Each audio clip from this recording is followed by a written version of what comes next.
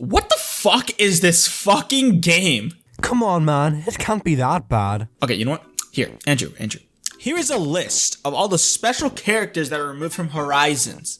Shrunk, Blanca, Booker, Copper, Brewster, Joanne, Shampoodle, Lyle, Chip, Cyrus, Digby, Pelly, Pete, fucking Phineas! Apart from those characters being really fucking lame, why do you care so much that they're not there?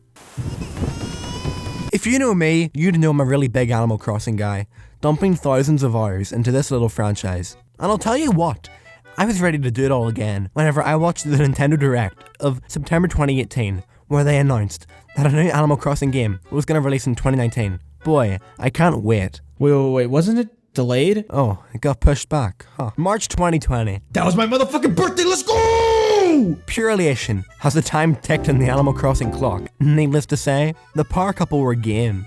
And then came the day of reckoning. Hopped on, skipped forward to a fully constructed town hall, and there was a resounding, wow, that's it? And, you know, I'm the fucking idiot who's played every game so far, and I'll tell you what. This game is perhaps the worst Animal Crossing game I've played yet. Whoa. I wouldn't go that far yet. However, I would say that Animal Crossing New Horizons is by far the most free the franchise has ever been. And having that amount of freedom, somehow, it finds a way to be boring. Now, listen, let me show you something that makes the game the worst. I'm gonna go hit the music first.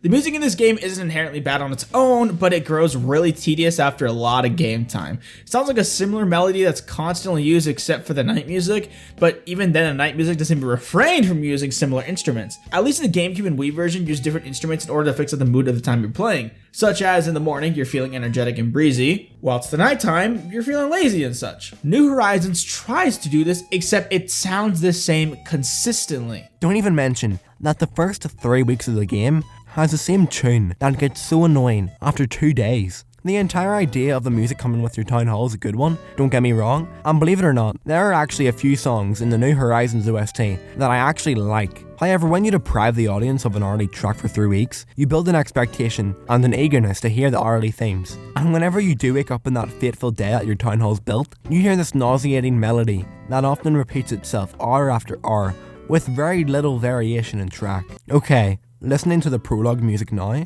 it's not that bad. What is bad, however, is the terrible pacing of the game, to where it openly makes me hate this track so much, for no other reason than it being like what?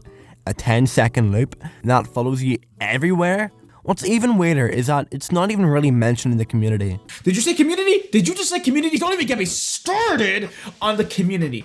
Initially, I hated the online shop and also the scammers that came along with it. And seriously, as the fact that like Animal Crossing was a huge part of my childhood and I have a very personal history with the game, it tainted how I felt about it. It was awful. And then the Space Buns drama occurred. Now, I'm not gonna get into what my opinion of the entire drama thing was, but I'm just gonna say this. It's a fucking game about animals. The girl wore a fucking hairstyle. And you know what? It was to that point I ended up canceling my attempt to reconcile with the New Horizons community. Honestly, things just used to be so much more positive, but then again, you can say the same for the internet. Oh. Fuck the updates that are given out.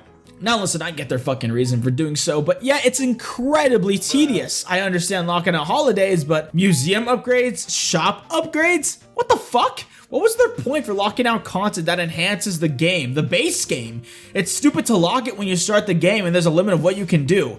The excuse of making the log activity of this game longer is stupid. It didn't work, it got boring fast, I don't want to play it anymore. It's because they released an unfinished game, which is pretty funny considering they already delayed it, on top of having the longest gap between entries, because they had content embedded in the files for a period of time. Calling it unfinished is perfect though, because conversations are just so generic that you can hear them from 2 different villagers 3 times in a fucking row. Personalities are so much less distinct from the previous games.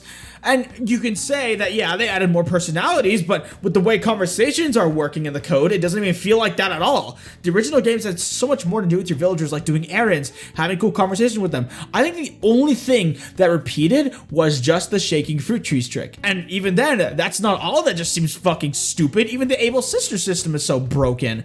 Originally, you can just see something you like, buy it quickly, and you can go. But New Horizons, with that goddamn new system, you have to go in and out with a 3-second cooldown every time, which can be incredibly tedious for when you want to buy good Cooper Glows that are on sale. Even with that, I spoke about content earlier. Why is there a lack of furniture items? Why is that Pocket Camp mobile fucking game has so much more content than all the previous games, but the New Horizons has like even less than the GameCube game? It doesn't make any fucking sense. You know, DJ, it's because of the new mechanics the game introduces. The crafting, the island designer, the ability to place items outside. I have no idea how they did it, but they've managed to blast open the woodworks in this game and still have it be so barren in terms of content and presentation. Speaking of which, the UI, along with the rest of the game, feels really bland and generic, which I kind of get as it's a ricochet of modern graphic design. But the little quirks the UI previously had helped build the Animal Crossing experience, as each of the previous games had such a nice and cute interface, and sure, they weren't the nicest looking, mind you. I'm looking at you, Wild World.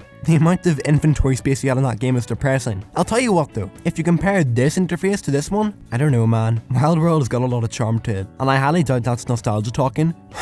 Because New Horizons just lacks the quirkiness the games previously had. As DJ said previously, villagers are shallow, the amount of furniture is shallow, but I seemingly enough glossed over a tidbit earlier on, that being the addition of new mechanics, such as the island designer, the ability to place items outside. You know, thinking about it, I'll let that one off the hook. That's a pretty good addition. Animal Crossing New Horizons allows you to practically do anything you want with your island, which I don't think is a good thing. Let me explain. In previous games, your town had a lot of quirky architecture, despite being placed in a relatively static and structured environment. But I don't think that's a bad thing. Your towns looked nice. They had cartoony grass that you could eradicate if you really wanted to. You know, if somebody wanted dirt in their town. In New Horizons, you can literally change anything.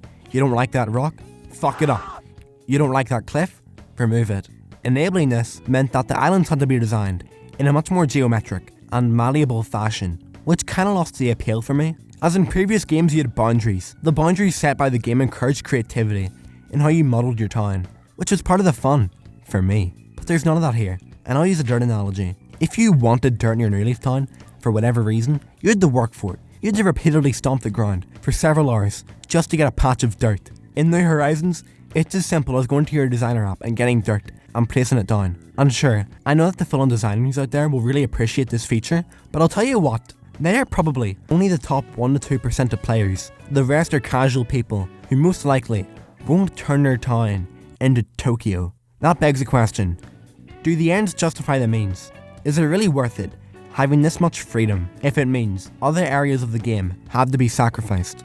And DJ, you know what? I agree with you now. Animal Crossing New Horizons is the worst game. Before I put this shit in the fucking ditch, I have one last mission. Getting fucking married! Yeah! Just what? These niggas stealing my style. I'm gonna get my flow back. Just turn around. Yeah, I did that. Wanna take Drake? Holy fuck. Alright, where the fuck's the priest? Fuck! Ladies, fuck. Gentlemen, Yeah, and there ain't no woman. only men. This is now a very important time. We have Andrew IG, DJ something. Let's gather around. Alright. Why you angry, nigga? We just started. What do priests say?